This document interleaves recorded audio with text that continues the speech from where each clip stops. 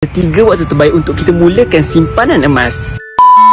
Kalau tuan-puan nak tahu, tuan-puan kena tengok video ni sampai habis dan jangan lupa save untuk rujukan akan datang. Yang pertama, 10 ataupun 20 tahun lepas. Sebab apa? Sebab waktu tu pada tahun 2000 baru RM35 untuk 1 gram.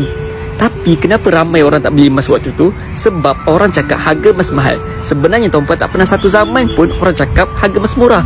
Orang akan cakap harga emas murah bila dah jadi sejarah. Yang kedua, waktu kita dapat gaji. Sebab apa? Sebab waktu tu lah kita ada duit. Jadi bila mana dapat saja gaji, tuan-puan kena amalkan konsep simpan dulu baru belanja. Nak simpan banyak mana? Kata pakar-pakar kewangan, alihkan 10% daripada gaji pendapatan kita kepada simpanan emas. Yang ketiga iaitu hari ni. Sebab apa? Sebab tuan-puan dah tahu manfaat simpanan emas, tapi tuan-puan masih bertangguh lagi. Jadi mulakan dulu simpanan daripada sekarang. Tak perlu banyak pun tuan-puan. Tuan-puan boleh mula serendah RM100 dan ke atas. Public Gold menjadikan satu akaun, iaitu akaun emas gap, yang kita boleh mula simpan emas serendah RM100 je. Tuan-puan hanya beli dan simpan saja. Untuk jangka masa panjang, simpanan emas ni makin lama nilai dia makin meningkat. Harga emas untuk jangka masa pendek ni naik turun itu biasa.